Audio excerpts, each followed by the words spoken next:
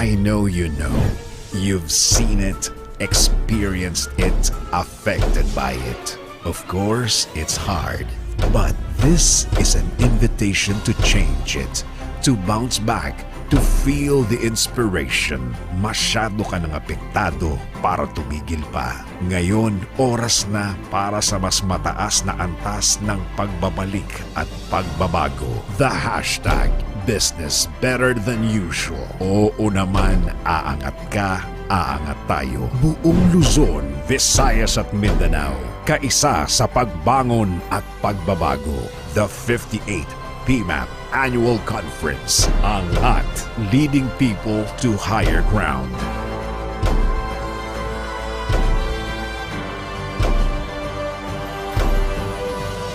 Be the soul of change. Be the driver of encouragement.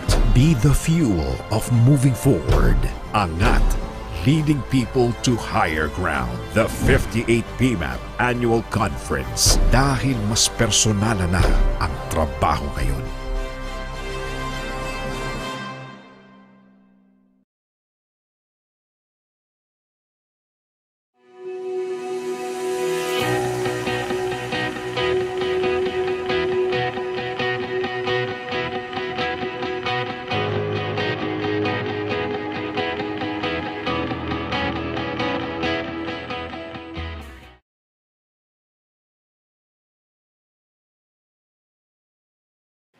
Hello everyone, my name is Joanne. I'm the Managing Director of LHH Philippines and one of the Board of Trustees of the People Management Association of the Philippines.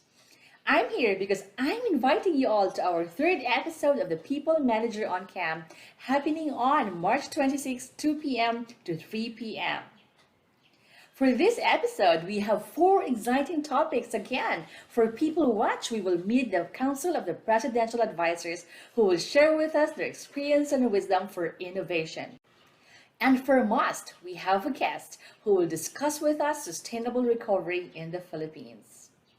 For Anticipate This, I am so excited to have Microsoft Philippines who will share with us technological innovations that support a post-pandemic workplace.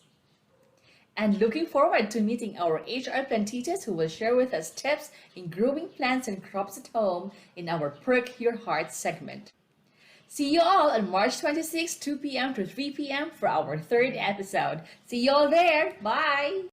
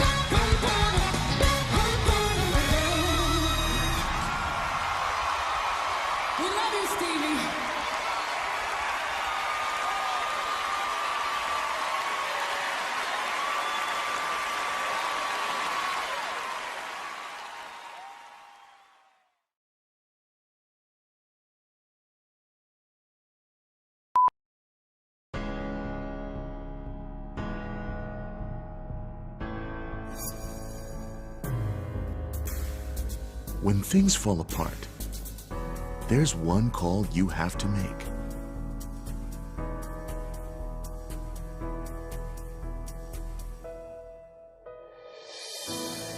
When your travel gets you in harm's way,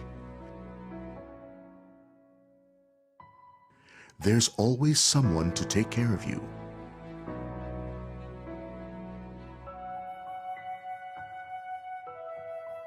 When your dream goes up in smoke, there's someone you can reach out to. Securing the assets you treasure. Yes, we'll take care of it. No problem. We got you.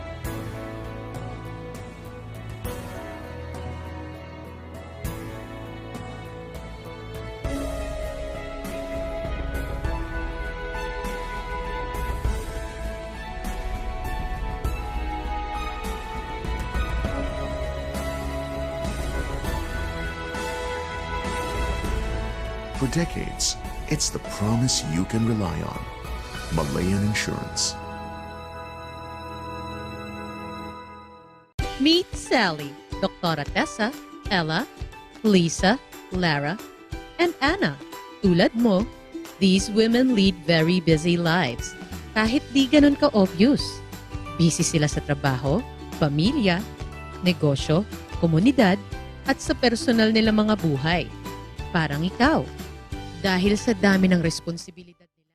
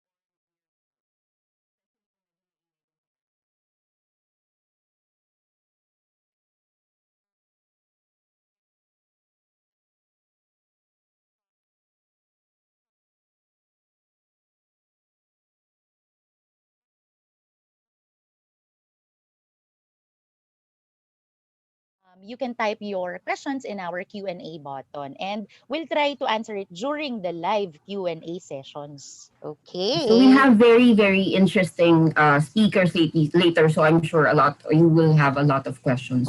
So we are also currently streaming on PMAP's YouTube channel. If you cannot access the Zoom link, please go to YouTube and search for the page of PMAP.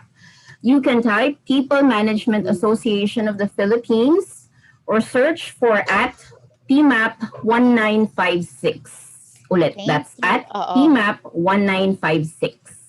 Correct. So thank you PMAP for doing this na naka-YouTube tayo, and then we are also live in We Women Facebook page and as well as Malayan's Facebook page.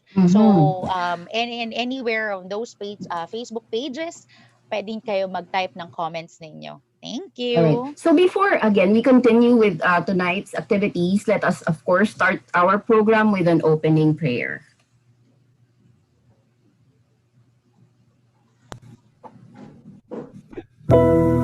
Lord, make me an instrument of your peace.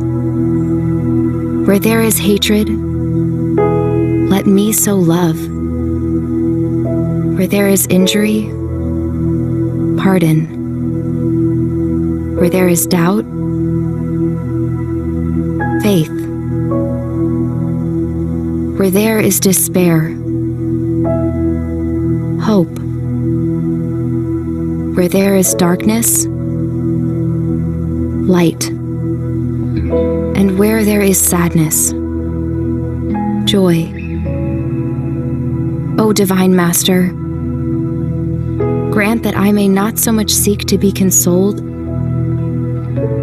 as to console, to be understood as to understand, to be loved as to love. For it is in giving that we receive. It is in pardoning that we are pardoned. And it's in dying that we are born to eternal life. Amen.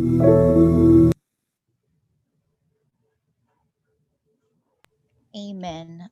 Thank you for the wonderful introduction and as well as a very wonderful prayer. So I'm sure like everyone, like here with us tonight, everyone is excited. So hindi na po namin patatagalin. And I'm sure na lahat kayo is excited to meet our speakers, our ambassadors, as well as kung sino man yung mga magka-questions pa, no, Rowan? So to start with, sige, may question lang ako. Brief question lang ako, Rowan. So, super quick lang. Bakit ba may We Women? Talaga, ikaw pa din ako, bakit may We Women program tayo tonight? So, what's this? I mean, di ba? I think you're on mute. Yes, you're on mute pa. There. Okay. Yan. So, ganito. Ngayon. So this is actually part of a month-long celebration called We Women's Month. So, syempre last week we celebrated the International Women's Day. And then for this particular activity, you know, we have guests who have chosen to challenge, who've shown in their own fields, again, celebrating us women. And in relation to that, I think it would be a good idea to also give our viewers or everybody around joining us tonight to give them an idea of what We Women is. Yes. So, Millie, ano ba si We Women? Correct. So thank you. Syempre, before I start introducing the We Women program that we have, I'll introduce my very gorgeous partner here with me. It's Ms. Rowan Arnaldo. From our integrated marketing and communications department. So she's handling bank assurance team as well as special projects. Speaking of special project, so We Women is a part of that special project because our dear women, of course, is very dearly to Malayan Insurance, and that's the reason why we created the We Women program. It is a program specifically designed, sabi nga natin, it is a program specifically designed for women like us. Kasi it's not just about an insurance product that you have to sell, but of course, it is about a holistic point of view for a woman's well-being. And that's the reason, very good reason for us to do this webinar tonight. Together with us tonight is, of course, our empowered ladies. So to start with, let me introduce to you and to fully open our program, let me introduce to you, of course, one of the empowered ladies that we have, of course, no other than Miss Cecil Weedem. Miss Cecil Weedem is our past chief human resource and admin officer and now a consultant of Malayan Insurance Company. She's also a seasoned HR practitioner she is also a seasoned HR practitioner, and to give us her welcoming remarks. So, of course, Ma'am Cecil.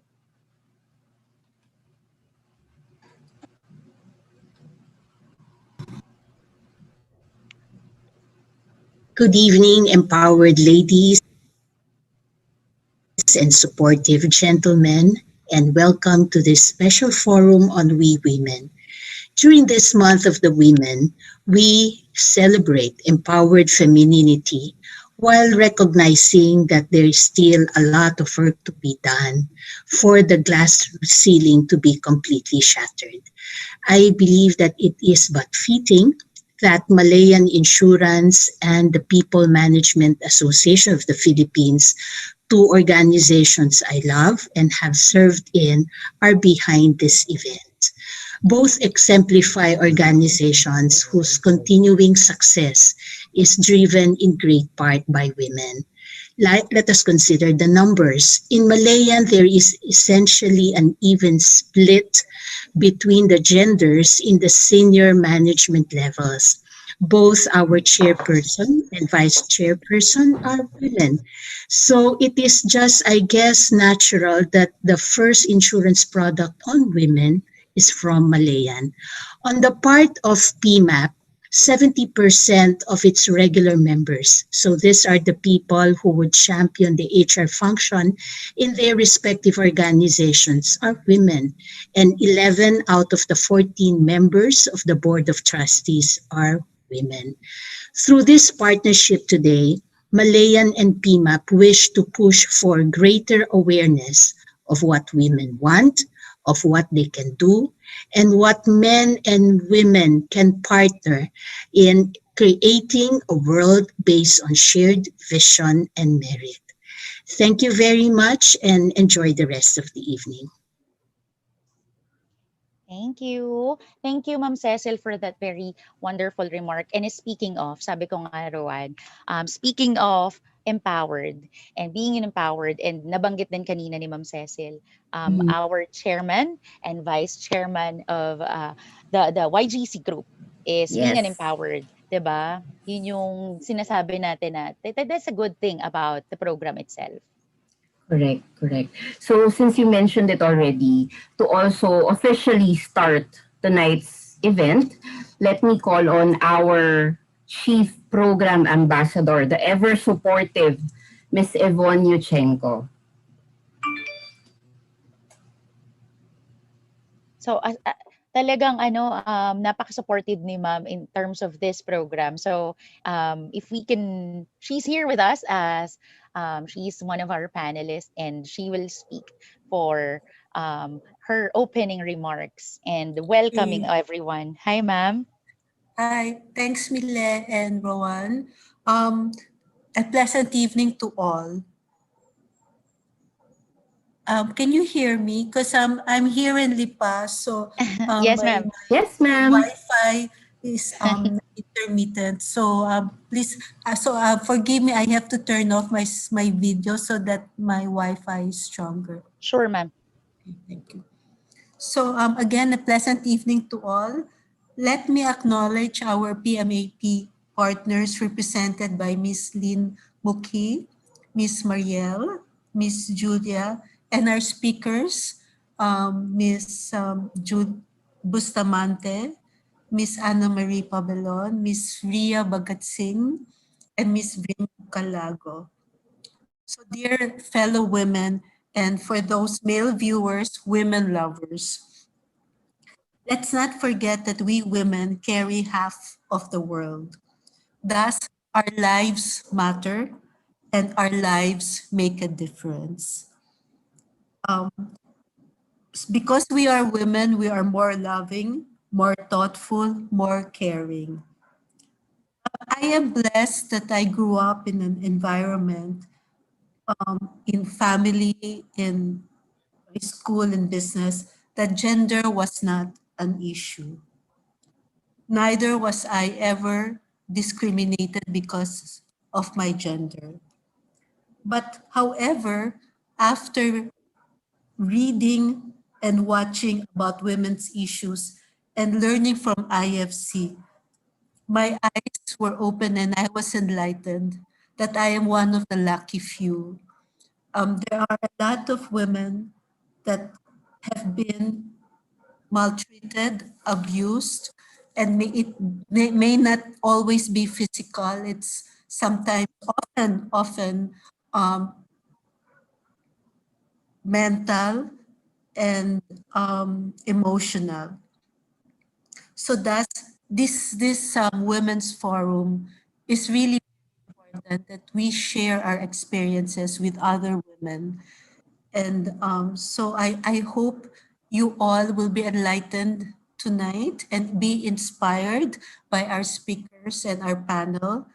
And so I thank you very much for especially to the organizers. They work very hard. These are the Stella ambassadors. So thank you everyone there. I cannot mention all your names, but you know who you are. So thank you very much. And so good evening and enjoy the forum.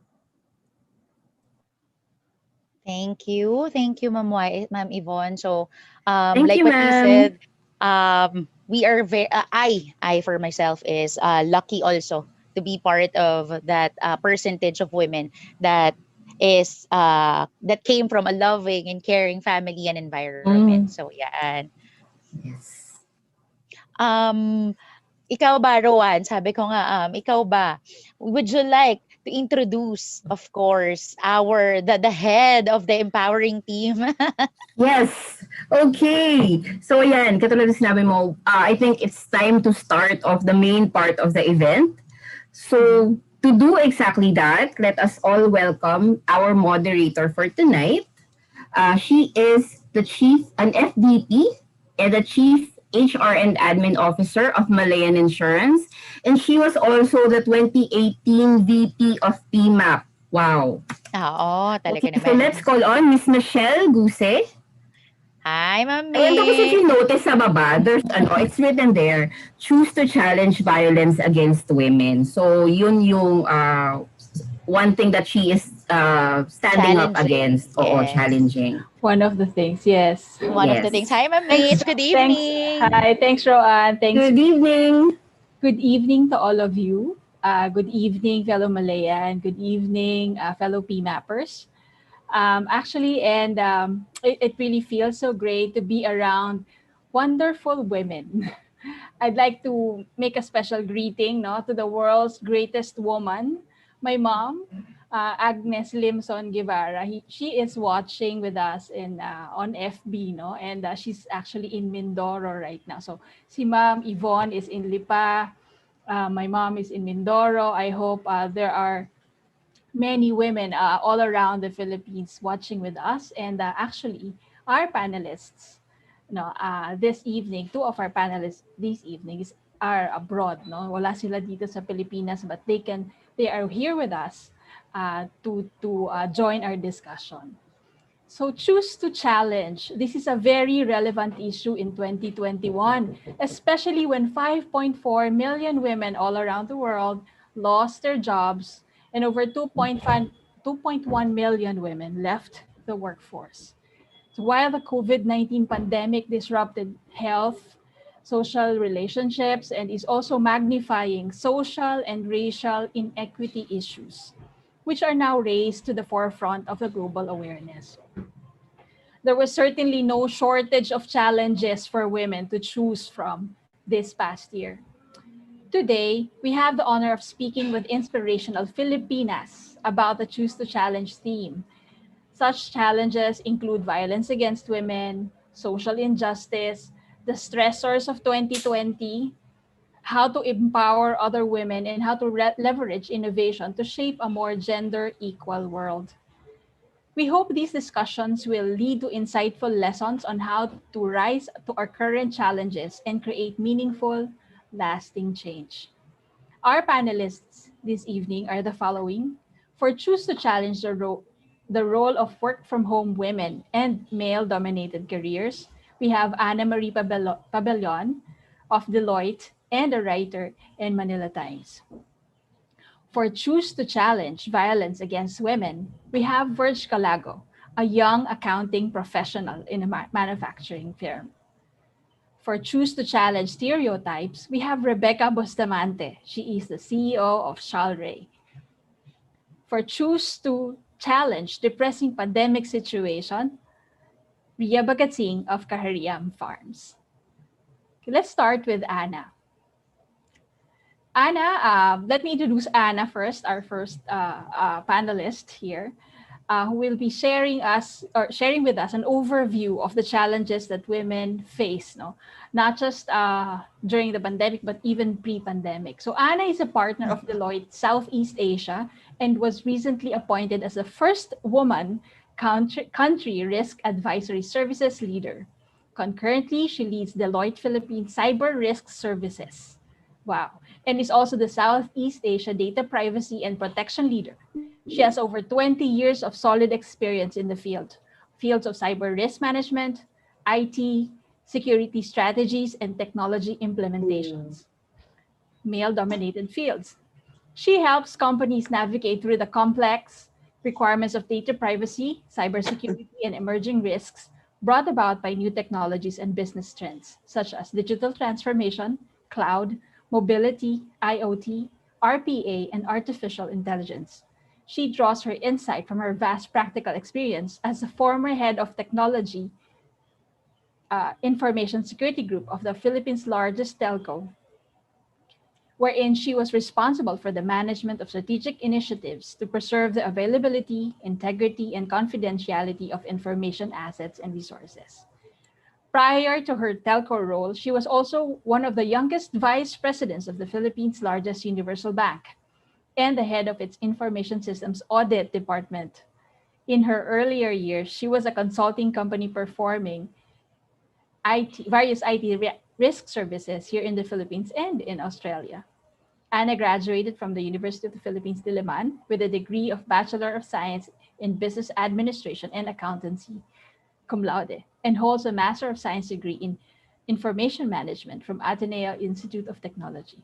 She is both a certified public accountant and certified information systems auditor. Anna, share with us what you do and what statistics or data can you give us to show us the big picture about the prevailing challenges that women are facing even before COVID pandemic? Yes, thank you, Mitch. Thank you for that generous introduction. Mitch, is it okay if I could share some slides? Go ahead, Anna. Yes. All right. So as Mitch mentioned, are you able to see my screen right now? You can see it. All right. So the profession I'm in right now, as Mitch mentioned, is really male dominated. And what we actually did in Deloitte was to look at the statistics in terms of women in IT. If you look at the left side of the screen, these are the global numbers. So what we're seeing here is that there's just a really small percentage of women in technology. But if you look at the right side, actually, you would see that the Philippines is actually performing better in terms of gender parity in the fields of science and technology. Hindi ganun kalayo, but we're still not yet there. So the next slide naman shows the percentage of women who chose to be in the fields of science, technology, engineering, and mathematics. Ito yung sinasabing STEM courses or STEM sa STEM industry. Those women who chose to go into STEM, 50% of them has experienced discrimination in the workplace as compared to the 41% of those women in the non-STEM jobs. So mas discriminated yung women in the fields of STEM, yung science, technology, engineering, and mathematics. This plays a big impact on how long they're gonna stay in those professions and the way they progress as well. So if you see that 20% here, they say that the people in the STEM jobs, they say that gender has made it difficult for them to succeed in their work. So this next slide naman is yung the percentage of male versus female in IT. So as programmers progress during their career, as they age, dapat di ba nagpo-progress din yung positions nila. Ang nangyayari here is, if you can see, the dark green portion is yung position na nagiging senior developer na sila. Meaning they earn more, they get seniority, they progress in their career, in their careers. But if you compare yung women versus men in those age groups, you would see that women who already reached the age of 35 and above, when compared to men, parang 20% pa rin of women aged 35 and above are still in the junior positions. So as compared to the men, nakakaunti na lang. Siguro less than 5% na lang ang nasa junior positions. So why is that? No? So the last stat here really is more on naman on women in leadership positions. So ito yung in the C-suite. So dito kinumpare naman the women in the tech profession handling the top seat in management. So na-compare yung CIO, CFO, and CEOs. The good thing here is women in tech, yung mga in the CIO profession, looks like mas marami ang nagiging women CIOs as compared to women CFOs and CEOs. However, that's not the point here. Ang point dapat na nakikita dito is ang liit ng percentage of women in the top level position. Napakaliit. And if we continue this trend and the industry or nobody will fix this situation, it will take 100 years for the parity ng men and women in the top level, for women to catch up in terms of yung women in the top level position. So basically, we look at why is this happening? Why is it happening in globally?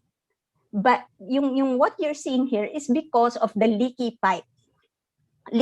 So in IT profession, nagsisimula yan sa educational system. So kung mas konti ang mga estudyante na babae that would take STEM related courses or technology related courses, mas maliit ang pool ng mga na pwedeng pumasok sa mga technology related jobs.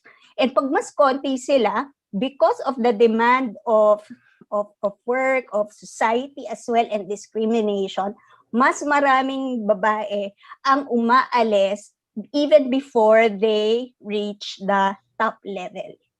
So basically, yun yung nagiging reason ngayon why there are less women in top level or senior positions, especially in STEM-related industries or tech-related industries.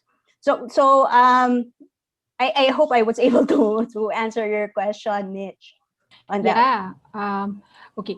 I'm getting something new, no? Leaky pipe. Okay, leaky pipe. So meaning maraming dropouts. Parang kumbaga sa school, there are many dropouts. Parang ganun dropouts. Oo, so nag-start sila magtrabaho tapos nagkaroon ng work pressure because nanganak sila. So kailangan nila mag-stop mag-work. Or they have to take care of family. Sino yung magsa-stop? Is it the husband or the wife? Okay. So usually by culture, mga babae yung nagsa-stop ng work. One, because women are seen as the one who should take care of the family. Okay. And second, usually the pay of the women pag sa isang household, usually the women has the lower pay. Yun yung ano. So kung if there's a decision, resign, parang ganon. Yes, correct. Okay, those are great insights. Those are great insights, no? Because those are realities that we brush aside. We don't really think about it. But when we look at the numbers, now that we see the numbers, we get an idea that wow, so this is really happening. No? So kaya pala maraming women na umaalis sa workforce. These are one of the reasons, no? These are Mitch, challenges. Yes. Yeah. And Mitch, and the bad thing about this, if this is not fixed, is that the industry or the economy or even the country loses out on the big talent pool that women can offer. So there are a lot of talented women, very smart, that could probably help create breakthrough products, and they lose out on that talent pool. So I think that's the main point of this campaign as well.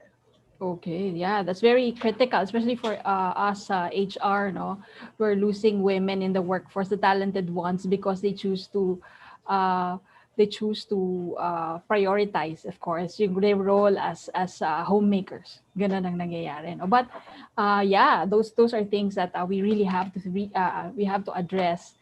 Otherwise, 100 years, sabi mo, ano? 100 years pa before catch up. Mag 50-50 yan kung wala tayong gagawin. More women CEOs, you're saying. Yeah, right? yeah, in leadership positions. In leadership positions. So not just CEOs, but all top or chief, yung mga C-suite positions. Yeah. So thanks for that overview, Anna.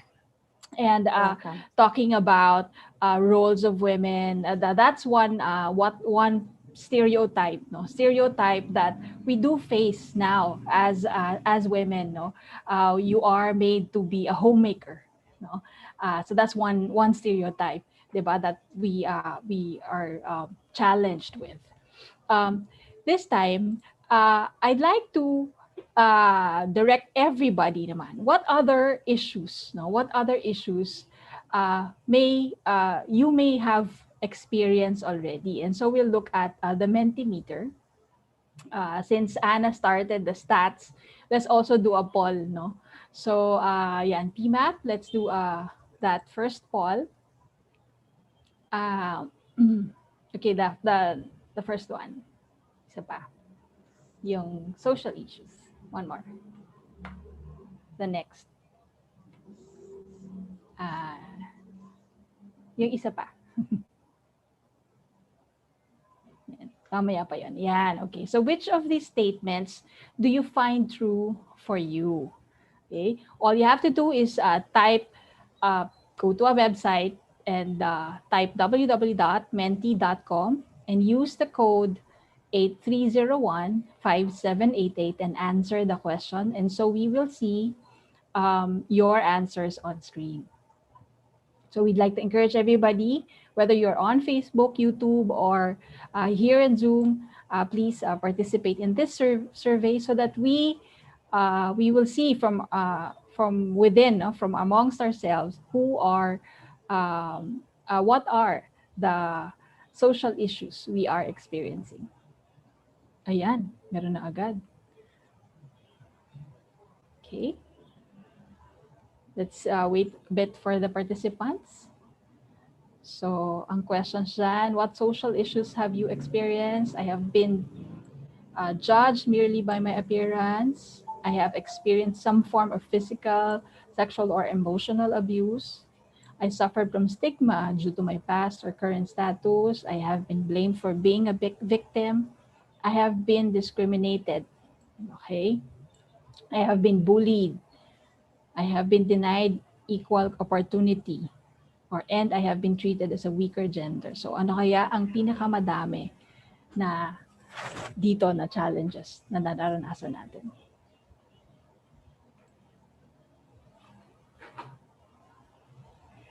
So the challenge that Anna just shared is having been denied of equal opportunity, no? Possible.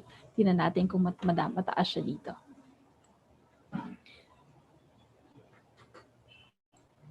Okay, highest so far is that I have been treated as a weaker gender. Okay, so madaming ganon talaga nakaka-experience. Thank you for those who have answered the survey. This gives us a lot of information, ano? Parang a lot of insight where what most of us women are feeling. And for the men who are watching with us, at least you will understand na, okay, this is what we are feeling. We don't want to feel weak actually, no? Ayan. Okay. So, ano ba yung nandito? Critical stats. You see? Next highest, halos pare-pareho na yung being judged, no? Merely by appearance, experienced some form of abuse, no? And the lowest so far is that we have been blamed for being a victim. So, ayan, ganyan yung ating yan yung statistics. So, imagine all of these challenges being now experienced by most of us. No? So, these are the challenges that we face. And we'll discuss that further through the stories we will be hearing from actual stories, from women who have experienced being a victim or uh, uh, being the ones who suffered these types of prejudice or biases in the past, and now they've actually become victors. No? So first, I'd like to introduce to you. Ayan, ready na ba siya? Ayan, no? To two of our panelists for Choose to Challenge Stereotypes. That's Rebecca Bustamante, and Choose to Challenge Violence Against Women, Verge Calago. Okay, are you there now? Yes. Ayan, you're both there. Ayan, so let's, ayan, thanks for joining us, Rebecca, all the way from Canada. From Toronto. Toronto. Okay, what time Yeah, is it it's there? 6:30 in the morning. Hey, nakapagkape ka na. Ito, meron akong sa harap ko, see? Yes, okay, ang aga-aga dyan. And To wake Verge, me up. Verge, you are coming directly from work, tama ba? Or nasa office pa? Currently, nasa work pa rin po ngayon. Okay. Yeah. So OT ba ngayon? OT? Ano talaga, no? You are a young professional, 'di ba? So let me tell you a bit about Verge. At a young age, she experienced abuse from a close family member and was brought by DSWD to Hope Care facility, where she had the chance to continue her education. Her dream was to finish school and buy her own house. This she toiled while facing the prejudice of being a victim of abuse. Today, after successfully earning a college degree, she is a young accounting professional in a manufacturing company in Laguna. She now Yes. has her own house and is enjoying her passion, accounting. Verge, share with us your choose to challenge story. Good evening, everyone. I'm Verge again. So, yung challenge na experience ko, so I choose to speak in Tagalog na lang po. Sige lang. Inclusive tayo. Sa na-experience ko is at the age of 7. Nag-start siya at the age of 7 or 6. So, I experienced a sexual abuse, an abuse from my father. So, yun, nag-start yun. I don't have mother by my side kasi nung time na yun. So, she left us at a young age. So, dalawa na kami ng sister ko. Then yun, siguro sa lungkot ng father ko, siya sa amin niya binubuntong yung galit niya, ganun. So, tatlo lang kasi kami, yung young sister ko at si Papa, ganun. So, hindi ko talaga siya pinili yung buhay na ganun, pero siguro si God, binigay niya talaga sa akin yun para maging strong ako ngayon at makamit ko yung mga pangarap ko. Wow, that's very brave of you to share that, Virgie. No, to be able to share what happened to you in the past. Ano yung struggle? Ano yung struggle na usually na-face mo when you were out of there? No? I remember that you shared with me na you were put in a care facility, that's Hope Center, di ba? So, that time, wala ka sa family mo? Yes po. Oo. Ano yung mga struggles na kinakaharap mo halos every day, given that past behind you? Nawala ba siya? Kahit ba naalis ka na doon sa pinanggalingan mo kung saan you were you experienced abuse, no? Yung naalis ka na ba doon, ano ka pa rin, may struggles pa rin, or parang it remained with you because that's your experience? Okay. So after nangyari sa amin, ay kwento ko lang about doon na tinanggal kami sa pangangalaga ng parents ko sa father ko. So dinala kami sa isang foundation sa Muntinlupa, tapos hindi kami nagtagal doon. So nilipat naman kami sa Hope Worldwide in Laguna. So yung challenge naman nararamdaman ko after ko mawala doon sa foundation, yung loneliness and discrimination, tsaka yung insecurities ko talaga yun yung challenges ko eh. Parang battle ko siya within myself na pag nakita ko yung ibang children o basta yung family sila na kumpleto tapos may with parents pa rin na nag-guide sa kanila. So yun, umaatak pa rin yung insecurities and tsaka yung mga longingness. Pero at this time kasi, mas nakokontrol ko na siya at mas naiintindihan. Kasi parang kahit naman wala akong mga yun, at least parang yung nakilala ko talaga si God, yun yung naging happiness ko din eh. Parang doon ako mas nag-hold na at least buhay pa rin ako until now. Yung mga ganun. Wow, you're holding on to being alive. Doon parang ang naramdaman ko sa at least buhay ka pa rin ngayon. Pero I think it's more than just living, no? That now that you're with us, you're speaking bravely, sharing your story sa harap ng mga maraming kababaihan dito. So that's really very brave. Saka yung thinking din po na habang buhay ka pa, parang may purpose kasi kung ba't nangyari yun. So, yun yung parang pangahawakan mo at hahanapin mo na mayroon pa rin magandang plano si God sa buhay mo despite of the blessing. Habang nabubuhay. Habang nabubuhay. Nabanggit mo kasi na naging victim ka ng insecurity. What makes you feel insecure? Is it because, meron bang factor yung how people treat you? Insecurities in sa physical and sa physicals and friends kasi simula kasi nung nangyari sa akin parang naging struggle ko din yung naging aloof ako sa mga tao, naging selected lang yung mga taong friends ko, yung mga ganun.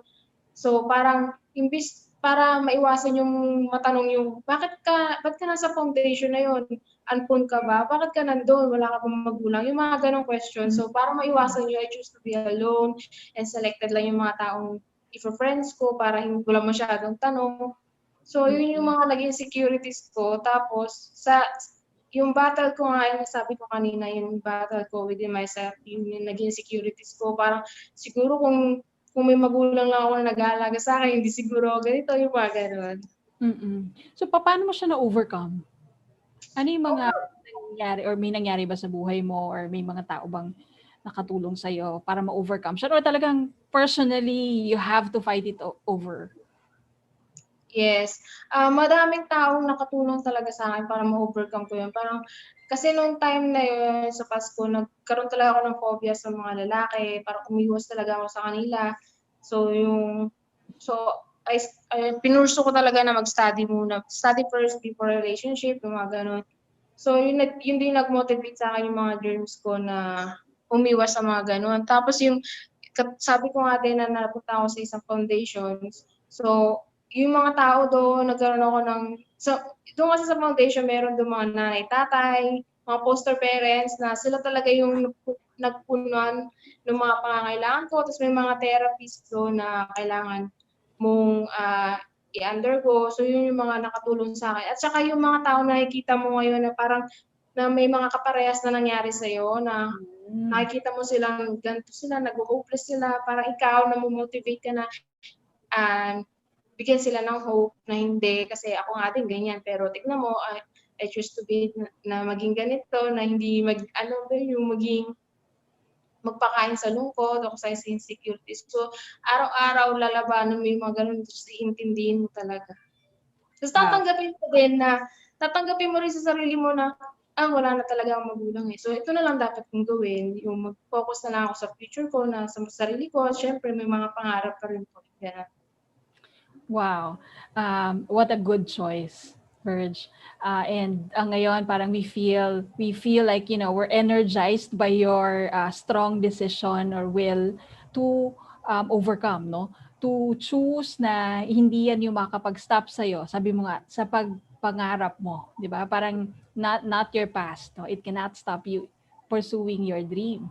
And at the same time, sabi mo kanina na-inspire ka sa iba dahil nakaka-relate sila sa'yo, di ba? Ngayon naman, you speaking to us, to many women here, nasa Facebook tayo, nasa YouTube, kung sino man yung makakarinig sa'yo, magkakaroon ng lakas loob dahil ang tapang mo sa pag-share ng experience mo. Maraming salamat, Verge.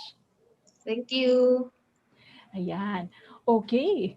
So very very touching, very moving. Kahit ako, I feel like, total women talk naman to, that we can be emotional. Okay lang ba? Yeah. So hindi pa dyan natatapos ang inspiring story. We will hear this time from Rebecca. Introduce ko muna si Rebecca. Rebecca, we met a few years back, bago mag-pandemic, di ba? And it's good to have you again and meet you kahit malayo ka. So before becoming president of Shalri Associates and Asia CEO Forum, Rebecca Bustamante, born the 7th of 11 children in Pangasinan, spent her childhood living in homes of families as an unpaid servant in exchange for food and money to pay for school fees. She went to Bataan, where her aunt promised to send her to high school. While there, her mother was diagnosed with cancer. She recalled how they were discriminated against whenever they would bring her mother to the hospital, where the doctor oftentimes would not immediately attend her because they did not have means to pay for her medical needs. Seeing the plight of her family fueled by her determination to change life. But even before she could start, her mother passed away. Rebecca then left the Philippines at age 19 to work as a nanny in Singapore, with only 1 day off per month and usually having to sleep late at night. She sent her earnings to her siblings in the Philippines, but left 20% of her salary as her savings. As a Singaporean teacher helped her while she studied accounting at the Open University of Singapore Institute of Management. After finishing college, she decided to migrate to Canada, where she also worked as a nanny while also selling cookware. She pursued her graduate studies in accounting and marketing at the Ryerson University. Rebecca continued her work as a nanny until she was able to secure a permanent residency, and with her savings established a recruitment agency to help fellow Filipino workers. Having been poor, she wants to share her success with others who were as less fortunate as she was years ago. Rebecca, can you share us your story? Choose to challenge story. Hello, Mitch. Wow, ang ganda naman ng introduction mo. I think you did a lot of research about me. Thank you for that. Ngayon, I think I'm done. I don't have to mention anything, right? No, you can share with us your choose to challenge story. Yeah. I guess lahat tayo, ang dami nating mga challenges in life kasi that's really make us stronger and better person. Kasi at the young age also, hindi ko rin alam no, na I came talaga sa ultra poor ang tawag nga nila, yung pagising mo, wala kang pagkain. Ganun ang mga challenges namin noong bata ako. But ang pinakamalaking challenges ko talaga is really losing our mother, na nakita mo yung nanay mo na gusto pa niyang mabuhay, pero you cannot find ways. Kasi I was very young, I was only 18 years old, nagtatrabaho lang ako noon sa factory. So, yun ang pinakamasakit sa akin na she's really fighting, but we don't have money to even pay for the doctor, to buy her medicine, na stay siya sa hospital. We can't afford, kundi parang hinihintay mo lang yung buhay ng nanay mo sa bahay nyo, na nandun siya na kahit na gumagano siya na like the pain that I really encountered during that time, yun ang pinakamasakit talaga. And then kasi ang liliit pa kasi yung mga kapatid ko noon na younger than me. Kasi meron akong 3rd year high school, 2nd year high school na kapatid, 9 years old, saka 6 years old. They were very young. Sinong mag-aalaga sa kanila pag mawalang nanay namin? Siguro yun ang iniisip niya.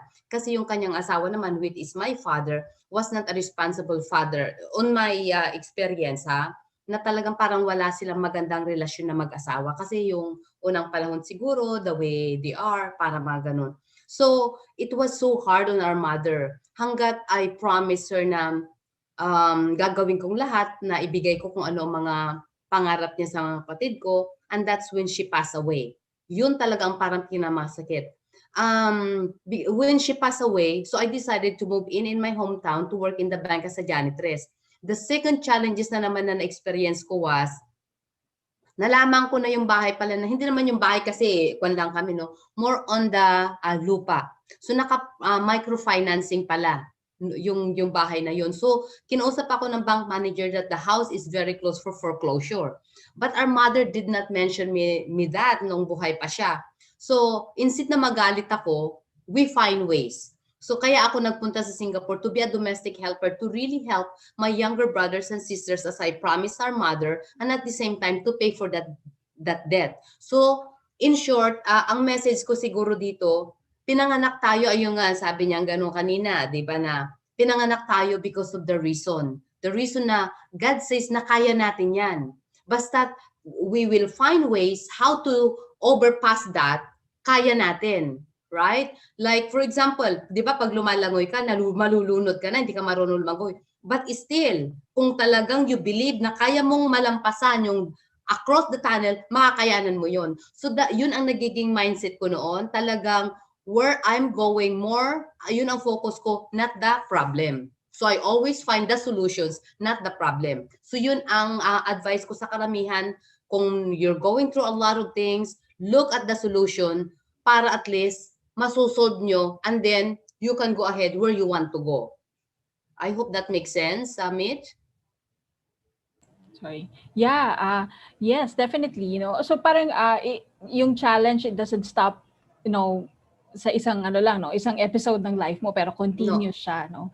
What I want to ask is, meron ba naging were you typecasted for a future na sanay yung mga tao na makita, no, given that yung pinanggalingan mo ay mahirap ng paghihirap, no, tapos nagtrabaho ka as a nanny. Ano yung expectation ng mga tao sa iyo given that? That's a good question, Mitz, no, kasi ako noon para siguro wala akong time para mag-isip noon. I don't even think what people thinking. What I'm only focusing is, what can I do to help my employer to be the best domestic helper when I was in Singapore or in Canada? And at the same time, what else I can add para masaya sila? And then yung extra time ko, what shall I do para matulungan ko yung mga kapatid ko, matulungan ko ang sarili ko to overcome the situation, and of course, para kami maging successful. Yun lang ang ko noon. So I don't have time to really think about, like, so many discrimination na na-experience ko rin abroad. Hindi lang ako kundi tayo mga Pilipino. That's the reason why I'm working very hard by selling Philippines right now, yung HSCO events, to really show the world that Filipinos are good people, hardworking. Kasi hindi kasi in the Webster Dictionary in 1986, hindi pa kayo siguro pinanganak noon, right? But what is the meaning of Filipina? Domestic helper. At sabi ko, hindi yan totoo. Domestic helper is just an stepping stone where you want to go. Walang masama being domestic helper. Malinis na trabaho yan, right? So, but as long as na umpisahan mo yon, and then saan ka patungo? But don't retain yourself in that position. So kung hindi natin na-remain tayong ganyan, it is our responsibility. Hindi natin pwedeng sisihin ang pamilya natin, hindi natin sisihin ang ating country, but more on sarili natin yon. Because the opportunity is there, and we all have 24 hours a day. So where you want to use that 24 hours? So yun ang minaximize ko. So yan ang advice ko. Use your time wisely. Wow. Every minute, every second, that means a lot. For me, parang gold yan. So that's how I maximize it. Kaya ako narating ito because that's what I did. Grabe. Yan. Okay. Thank you very much, Rebecca. That's very, very important. No? So ang nakita ko sa iyo, kahit ano pa yung challenge, no, kahit ano pa yung prejudice na hinarap mo, no, hindi mo inisip yung sasabihin ng tao, anong iniisip ng tao, pero focus ka doon sa dream mo, and you made every single minute count. No, actually, you valued the time more than anything else as your best resource. Tama ba? Yes, tama. Thank you very much. Okay. Ayan. So this is a very great discussion, no, and it's very deep. And we want to continue. We want to continue learning more. No, so these are samples of challenges na against stereotype, no, challenge against yung violence against women, and we'll look at ano naman yung medyo recent, no, ano naman yung mga current, kasi given the pandemic, medyo move forward tayo ngayon sa 2021. Given the pandemic, ano yung mga challenges, no? Meron ba, naapektuhan ba o nadagdagan ba ang challenges ng mga kababaihan ngayon? So Ana, you are our data person. Oo. Share with us, Mitch. meron bang naiba, no, sa challenges ng mga women ngayon? Definitely, Mitch. And you mentioned in your intro, di ba? There's a lot of women who lost their jobs during the pandemic. So actually, marami talagang nawalan ng jobs during the pandemic, and even men or women. Parehong nawalan ng jobs. But it created a very big impact on women. So yung in our survey kasi we looked at what is happening. 82% of working women said that they experienced negative impact or na-disrupt yung career nila during the pandemic. And then out of those respondents ng survey na yan, they said 70% are worried about their career growth because 75% of those working women said that they had to carry additional household chores and responsibilities. Ako, because taas na ang kamay dyan. Oo, di ba? Relate talaga. Relate. So parang other than yung additional workload mo, kasi nga di ba pag nag-pandemic, nagbo-blur na yung lines between ano yung work time and ano na yung family time. And because right now parang ang feeling ng mga tao ngayon pag remote ka and you're up for siguro promotion or something, you have to be visible to management. And ang ginagawa ng mga tao ngayon is nagbababad talaga sila sa work. And yun nga na-blur na yung lines between what is work time, what is family time. Kasi you can be online every time. Kaya nga yung during the first half of the pandemic, parang nagkakaroon ng a lot of burnouts yung mga tao ngayon. And mas marami mga women because hindi mo pwedeng hindi pa kainin yung pamilya mo. So you would have to stop. And because of that, they're worried na as compared to their male counterparts, yung career growth nila, yung chances nila for promotion gets affected. So a lot of them are thinking na they might not have that chance to progress in their career as compared to the male counterparts who can probably spend more time doing the work. So yun yung concern ng maraming babae ngayon. And in addition also, because of the stress that this pandemic has given everybody, that some women are already thinking of leaving their jobs just to concentrate on taking care of their family and other matters as well. So parang sayang, no? Parang ang daming are contemplating of leaving their professions. So yun yung mga statistics that we are seeing right now, Mitch. Wow. It makes me feel I'm not alone pala. I'm not alone. Or the women I know are not alone, no? Yung tipong habang nag-zoom ka, narinig mo yung anak mo, tinatawag ng teacher, pinapagalitan ng teacher, ganon. So, yes. Yeah. And it's really good that you are able to give us this information kasi a lot of us ang akala natin tayo lang yung nakaka-experience on, and that's very conscious tayo tuloy na we might not be doing our best in the job because merong mga ganitong nangyayari sa family, no? So it's good that you're sharing that and talking about, and these are effects of COVID pandemic, right?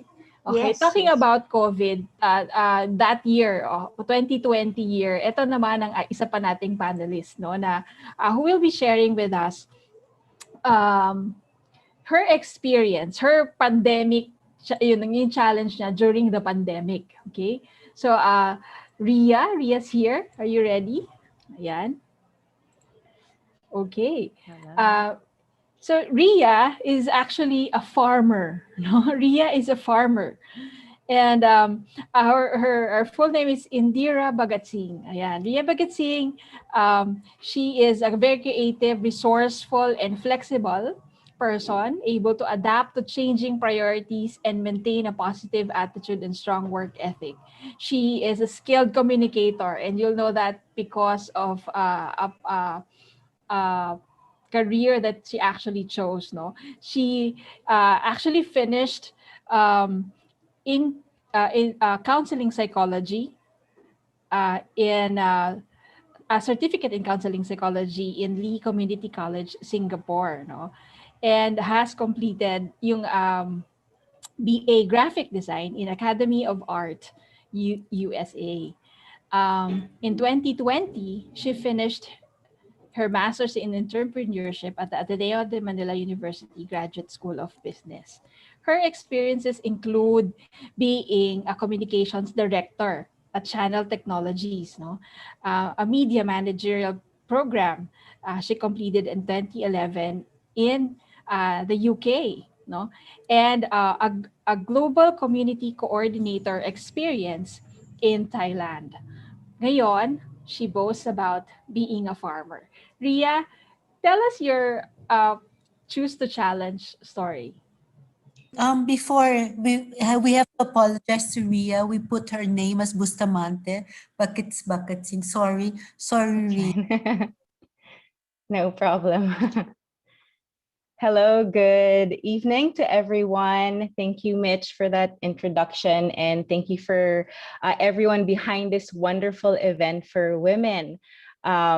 So yes, I am now a farmer. I love communication. So I think it's very important to be able to communicate the things that you're passionate about and using media, photography, graphic design. And I got into farming because my father has an organic farm in the Philippines, in Lipa. And last year was very challenging for, I think, anyone in business. It's crazy to hear the statistics of how many people lost their jobs last year, as well as also hearing about a lot of businesses having to close. And so last year, one of the things that we had to face in our farm is just having to close it down and making sure all our employees are safe, having to constantly check DOLE and the regulations to see, how can we move forward? How can we keep everyone safe? How can we keep the jobs of our employees if there's no business coming in? We actually had to close a branch of our farm because we offer farm tours. One advocacy of ours is really not only practicing organic farming, but educating the public on why organic farming is so important to our health and to our community, to our environment. And so we had to close that down because we couldn't, take anyone to come into the farm for safety reasons because of COVID. We, unfortunately, it was so painful. I had to let go of some of our employees because there really wasn't any money coming in. But with any pandemic, any business succeeds because it feels a need. And since everyone was health conscious, something beautiful actually happened. A lot of people started getting into producing their own vegetables and fruits at home, starting to dab a little bit into urban gardening, diba? Na peg yung name Plantitas and Plantitos last year because so many people were interested all of a sudden in organic farming. And so it was an opportunity for our business because we sell organic fertilizer called Vermicast. This is worm castings. It's the best fertilizer that's organic that Mother Nature has given us. And it also solves our waste management problem because these earthworms eat organic waste, and in turn, their castings is used for fertilizer. So our business was positioned selling this to other businesses, but because of what happened last year with the growing interest in organic farming, we were able to position our product to the retail market, and we were able to sell to people online. Our sales, increased in Shopee, in Lazada. Now we have different partners that also carry our product, like EcoStore and Carton. And so it was an opportunity for us to now really, now that everyone's listening, now that everyone's interested in organic farming, to really have our voice heard. And I was able to use my skills in communications in the past to, really bring home that message of, why this is important. So, yeah. Wow. Actually, farming is close to my heart. No? My father is a farmer as well. And for you, ikaw mismo, yung meron bang ano yun? Meron ka bang natatanggap na farmer ka? Parang ganun. Meron bang mga ganong conversations kapag kinukwento mo kung ano yung business mo or what you're into? Yeah. There's a lot like you, Mitch. It's so encouraging to hear that, farming is close to your heart. But there are also some people that may stigma that, there's no money in farming. Farming is extremely hard. Farming is those that really haven't had the education to go into technology or other, be a doctor or lawyer. But there are a lot of actually people, especially the younger generation, that's really spearheading agriculture and sharing that there is money and it is a noble profession, and it is very important because if we don't have any if we don't have any food, how can we feed our families? Yeah, naalala ko mayroong isang billboard na na pinakita the average age ng farmers 60 na.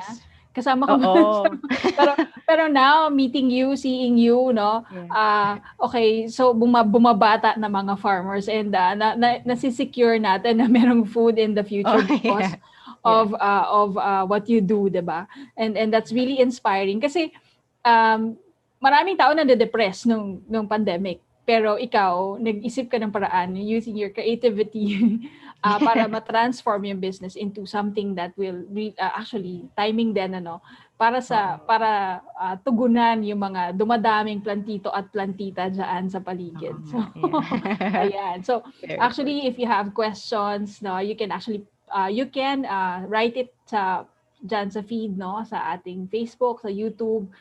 Yung ating mga panelists, they can also answer the question. So maraming salamat, Ria, for your story. We're actually going to give our audience a chance to ask questions as well, So we'll be checking out some chats here already. Pero bago yon, let me just ask you to complete the sentence, Complete the sentence. Tignan natin kung ano ang usually naririnig nyo. So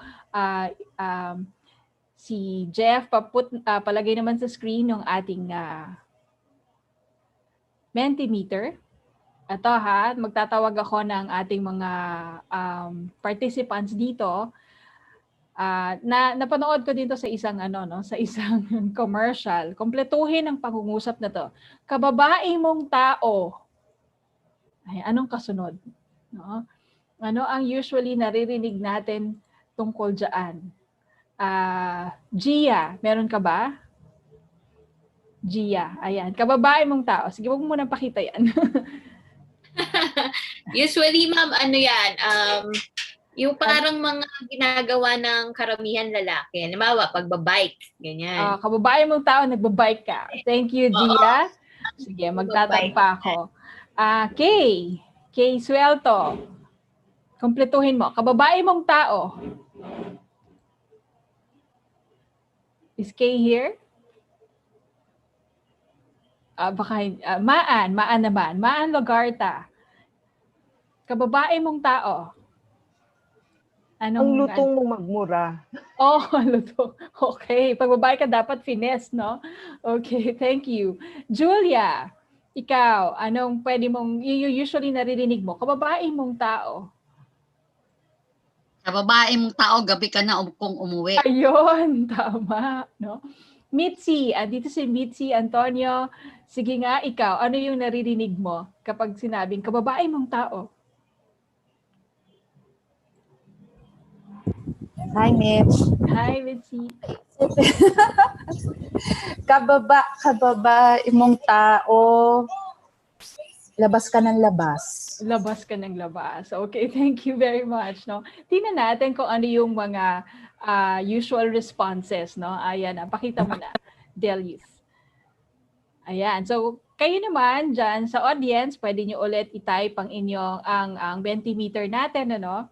Menti.com, tapos code number 83015788 at tingnan nyo, pumili kayo ng sagot. No? Ano yung mas malimit nating naririnig. Ayan. Kababae mong tao, di ka marunong gumawa ng gawaing bahay. Talagang typecasted tayo para maging a homemaker, no? Yan ang pinakamaraming sagot so far. Yan. So, ito yung mga sagot. Ginagabi ka ng umuwi, di ka marunong ng gawaing bahay, puro lalaki ang mga kaibigan mo, ang lakas mo magganin. Malakas ka masyadong magsalita, at ang gaslaw mong kumilo. So, hindi pwedeng magaslaw kapag babae. No? So, these are stereotypes na lagi nating naririnig. No? Actually, for the people who are close to us, from people we know, di ba? Ayan. So, these are our realities. Thank you very much for those who shared your answers. No, we can post this in the We Women site, yung mga results niyan para meron kayong references. Ayan. So, ready na tayo sa mga tanong mula sa audience, no? We can entertain 2 questions only kasi it's already 7:06. If there are questions from the audience you'd like to direct to the panel, you can ask them now. Ayan. So I can see that among our Zoom participants, nandito si Emeline. Emeline, you're here. Meron ka bang katanungan? Bago yon, gusto ko lang shout out kay Rene Hener dahil ang sinabi niya, ang gawaing bahay ay joint responsibility ng lalaki at babae. Palakpakan naman natin si Tito Rene. Okay. Thank you very much. Ayan. Okay. So, meron ba kayong katanungan? Okay. I just have one question na kahit sino sa panelist natin pwede sumagot. Meron bang kayong naalala ng mga babae, no? Mga babaeng katulad natin na naging inspiration nyo din or na naging katulong nyo nung na-experience yung mga struggles, no? Sino yung mga nasa isip nyo ngayon? Sino yung mas naaalala nyo ngayon? So maybe we can ask Rhea. Meron bang ka-women mo? I like when you started to just honoring and saying hi to your mom. Me, when I think of, strong, resilient women, of course, my mom is the top of it. So during the pandemic, with everything that was going on, the hardships, I mean, thinking back what my mom had to go through, also her struggles. She had 4 children before she hit 30, and my dad not knowing yet his career path, instability financially, and just really creating such a environment in our home that we didn't feel any of that. So I admire her for that. And, when you say challenge, it means that there's difficulty ahead. And so it's just really the mental strength, emotional strength. And, so I think of my mom because she has all of those, attributes. Yeah. Wonderful. Wonderful. Ngayon ko naisipan, kung meron kayong mga naiisip na mga kapwa niyo babae na naging inspiration or nakatulong sa'yo kung nung mga time na may struggles kayo, i-shout out niyo yan sa Facebook or sa YouTube para makita ng lahat sino yung mga kababaihan niya. So type niyo yung pangalan nila so that we can all know and appreciate all these women who are helping us. Okay. So, we are about to end the panel. I'd like to give you one last Mentimeter because this is very crucial to the Choose to Challenge theme of the day. And I hope that everyone can really answer this one.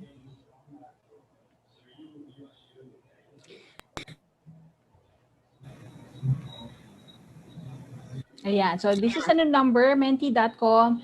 The code is 82745463. Which of these norms, beliefs, perceptions will you choose to challenge? So this is very important now to hear, because it means you're also taking that stand to choose to challenge. So I hope everyone can answer this.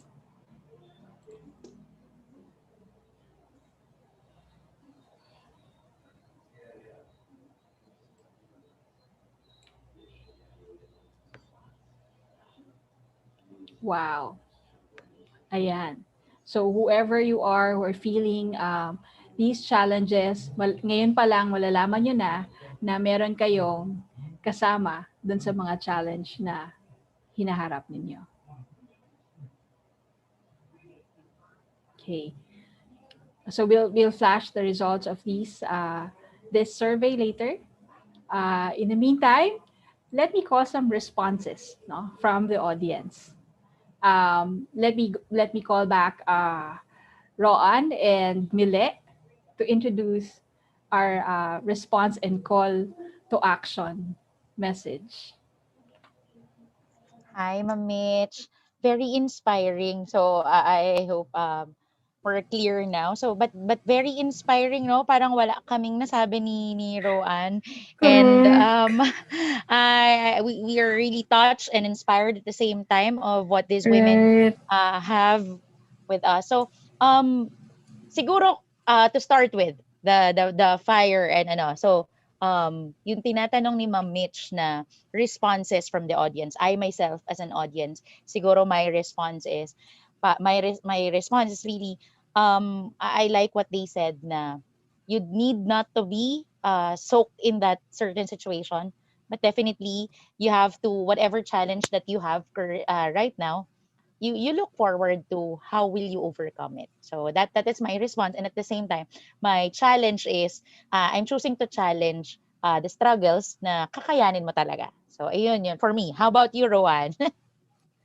Me, my choose to challenge was education eh. Kasi, diba, I think, like sinabi ni Miss Rebecca, there's nothing wrong with being a DH, with being a domestic helper. It's an honorable job. But if you get, if you end up doing that for a decade or so, that's on you, diba? Ikaw na yun. Pero tama, hindi walang ibang may kasalanan doon. Ikaw na yun. Depende sa'yo kung ano yung gagawin mo. If you'll be doing the same thing after 5, 10, 15 years. So I think, having the know-how, actually not just that, yung diskarte, yung meron kang opportunity to better yourself. Correct. There's a lot of free courses. There's a lot of things that you can read online. Ang daming opportunities to better yourself. So I think that's napakaraming yun nga, chances to better yourself, and it's all open to all women. So, andun na I think it's really on us on how we move to the next stage. Tapos, sorry, I have to say lang, sobrang yung sinabi ni Miss Rebecca, parang kasi me too, I'm very close with my mom. Yung stage na yun na parang that one point na she felt it, very heavy. Yung wala siyang magawa na yung mom niya was ganyan with kailangan ng money for hospital and yun. So, yun very tapos seeing all of these strong women here. Everyone. Yes. Starting actually, the good thing is we started from the data. So nag-start tayo kay Miss Anna and then with the kay Verge na experience, and at the same time the inspiration coming from Miss Rebecca. Tapos biglang inspiring story naman kay Miss Ria. Correct. It's very very good mix actually. Correct. But Rowan, last of course the response. I would like to hear the response of Ma'am Lynn. Ma'am Lynn Muki, the president of PMAP. Would like to hear her response as well. Hi, ma'am. Hi, Ma'am Lynn. Thank you for joining us tonight. We'd like to hear from you, ma'am. Yeah. Well, first of all, congratulations, Malayan Insurance. and of course, PMAP, our team, for this partnership. It's a very inspiring session, and I'm just so touched to hear the stories that were shared. I'd like to thank Malayan's Vice Chair, Ms. Yvonne Yuchenko, for your support for this program, for trusting PMAP as your partner for this event. Of course, Cecil Widem, thank you so much for being an inspiration to all HR people as we keep growing in our careers. And big congratulations to Mitch Gose, who's actually a former Vice President of PMAP, for being able to put this together. There's three things that come to my mind as I listened to the talks, and this is what I'd like to share with you. Number one, so many times when we face challenges, we tend to look outside for support, and we look to people to listen to our stories, maybe feel sorry for us, and give us the help we need. There's nothing wrong with looking for support, because we do need to support each other. And we do need to be more sensitive to how we might listen, even when we don't hear the words, when we don't hear the cry for help, how we might listen and get a sense of somebody, a fellow sister who's needing help. So yeah, there's no harm. There's nothing wrong with asking for support. And most of all, let's keep on being sensitive to each other's needs and see where we might support each other more. Starting from this session today, I'll be happy to support more programs like this, because I do believe that women need to support each other. We're not here to compete with each other, either for career growth, for achievements, for attention. There's no beauty contest among us, because we are all beautiful in ourselves. Looking at the uniqueness of each woman, there's no competition. Learn to value yourself as you are. Accept how you look, whatever skills and talents you've got, and simply move on from there towards what you want to be in terms of developing your potential. So we're here as sisters, here as friends, to support each other, not in competition, but in helping each other to become the best that we can be in this life as we journey together. And most of all, believe in yourself. The number one person who will support you is yourself. When nobody seems to be there for you, and nobody seems to understand your dreams, when nobody seems to understand your challenges or the overwhelming odds that you face, you are never alone, because you have yourself. And you simply have to say, I can go for the best that I can have in this life, to make the best contribution that I can, not just for myself, but because I am important to others as well. And simply say, I am worthy, I am deserving, I am loved. Those are three affirmations that I'd like for you to remember and say, when you wake up in the morning and you face the mirror, tell yourself, I am worthy, I am deserving, I am loved. With those thoughts, I'd like to congratulate Malayan again, PMAP, Ms. Yvonne Yuchenko, Michelle, everyone who's been part of putting this together. You have made a fantastic difference to many women tonight. Congratulations. Thank you very much, Lynn. Thank you, Lynn. Thank you, Miss Lynn. Great Thank to you, have Miss Lynn. Yeah. Thank you. Okay. So thanks If again. Mitch, Really maybe you can ask if they want more of this. We can come Wow. up. Yes, ma'am. Ma'am Yvonne, thank you so much for even staying and hearing all of the panelists. No, yes. If you want more of this, we can. Yes, please just put it in chat that you want more, so that we're Yes, ma'am. I'm typing We are willing to. Whether in Facebook, YouTube, or dito sa chat dito, we'll save it. If you want more of this, we can give you more of this. So tama-tama din, I remembered President Lynn sa ating general membership meeting ng PMAP sa 24. Women's Month din ang team, tama ba? Yeah, this March, let's keep this conversation going. Yeah. I'd like to invite everyone for March 24, where we highlight women achievers. and show research, more research on how women are continuing to surpass challenges. So I'll see all of Yes, you yeah. March 24, 1 p.m. at the Tama. PMAP General Membership Meeting. Ayan. So yan, start na yan, no? Tama-tama. And as promised, si Ma'am, yung aming mismong Chief Program Ambassador ng We Women, will be delivering to you more and more of these programs because of Malayan's Stella Products and the We Women program. Ayan.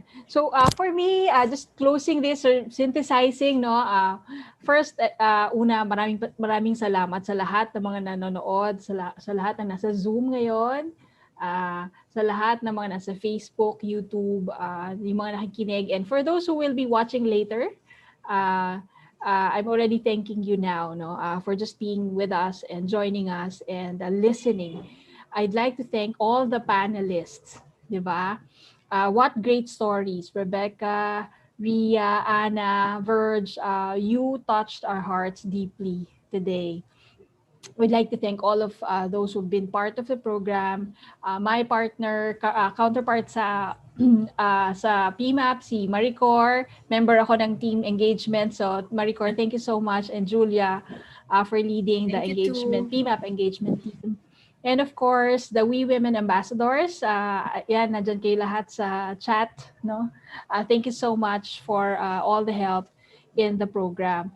Just what did we learn today? What did I personally learn today? One, the challenges are real. We need to open our eyes and start to listen to the issues of women around us. Not just women, actually. The issues around us. These are real. Sometimes you're too busy to listen. We've been too busy about so many things. We forget to be sensitive to others, or 'di ba? Yung mga conversations na gano'n, nahirapan tayong tanungin sila. Pero yun pala, it will be helpful for us to hear and learn, 'di ba, from them.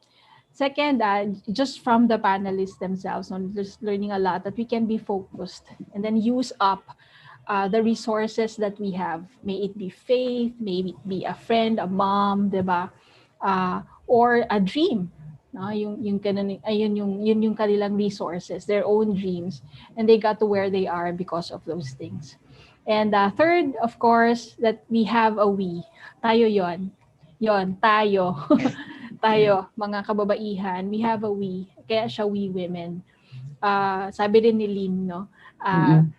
We have each other, and we're not here to compete.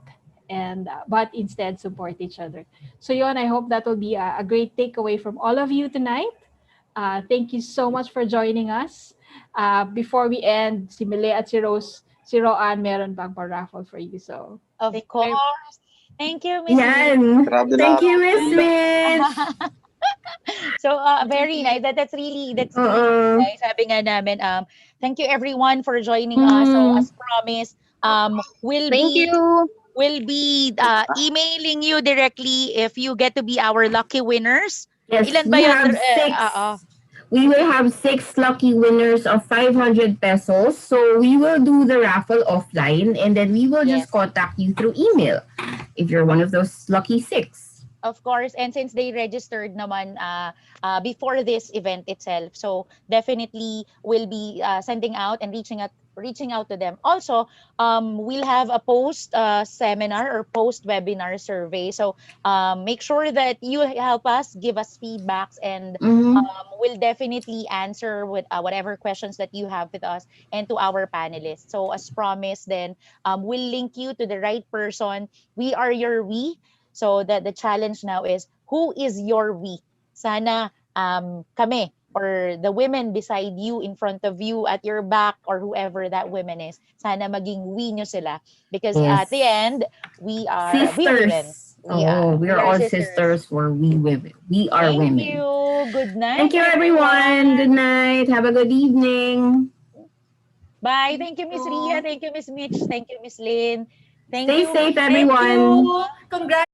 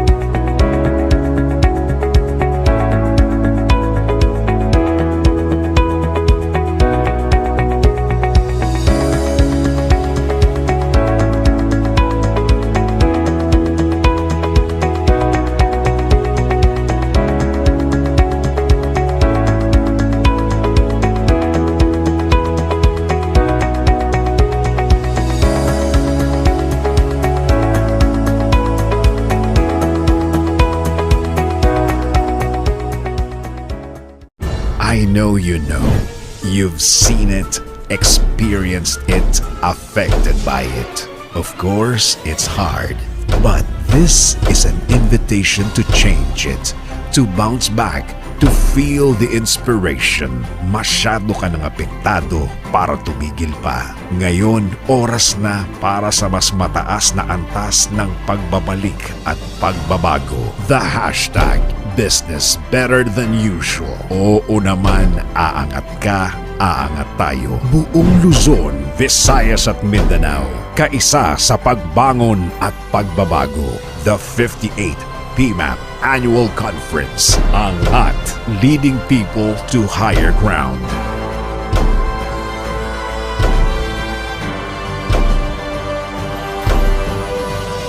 Be the soul of change. Be the driver of encouragement. Be the fuel of moving forward. Angat, leading people to higher ground. The 58th PMAP Annual Conference. Dahil mas personal na ang trabaho ngayon.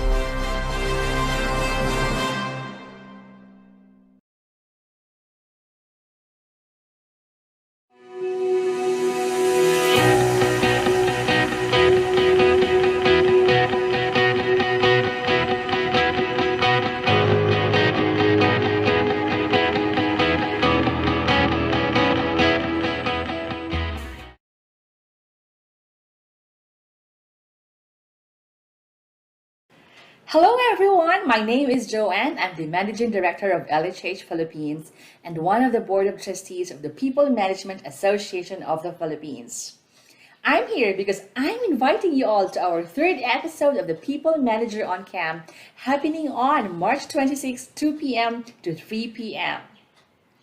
For this episode, we have 4 exciting topics again. For People Watch, we will meet the Council of the Presidential Advisors who will share with us their experience and wisdom for innovation. And for Must, we have a guest who will discuss with us sustainable recovery in the Philippines. For Anticipate This, I am so excited to have Microsoft Philippines who will share with us technological innovations that support a post-pandemic workplace. And looking forward to meeting our HR plantitas who will share with us tips in growing plants and crops at home in our Perk Your Heart segment. See you all on March 26, 2 p.m. to 3 p.m. for our third episode. See you all there. Bye!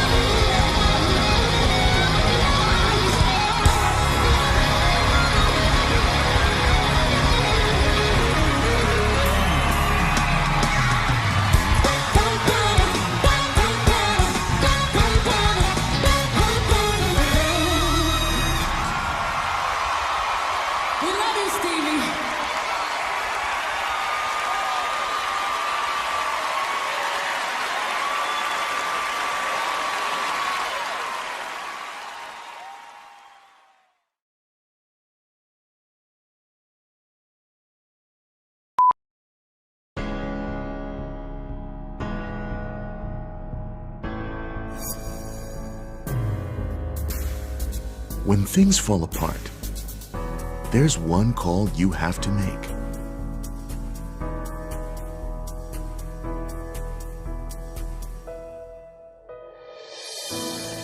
When your travel gets you in harm's way, there's always someone to take care of you.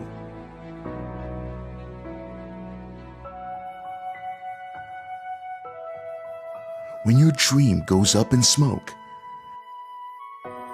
there's someone you can reach out to. Securing the assets you treasure. Yes, we'll take care of it. No problem. We got you.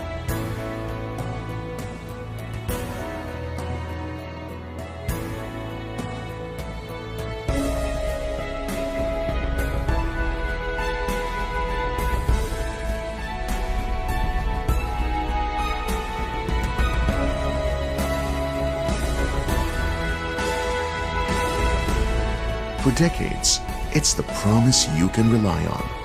Malayan Insurance. Meet Sally, Dr. Tessa, Ella, Lisa, Lara, and Anna. Tulad mo, these women lead very busy lives. Kahit di ganun ka-obvious. Busy sila sa trabaho, pamilya, negosyo, komunidad, at sa personal nila mga buhay. Parang ikaw. Dahil sa dami ng responsibilidad nila at kailangan gawin araw-araw, ginawa ng Malayan Insurance sa tulong ng International Finance Corporation ng World Bank Group ang We Women program at Stella Solutions. Stella, or simply the easiest life assistant, helps women thrive no matter the situation. Each Stella solution has thoughtfully designed value-added services on top of the traditional insurance coverage.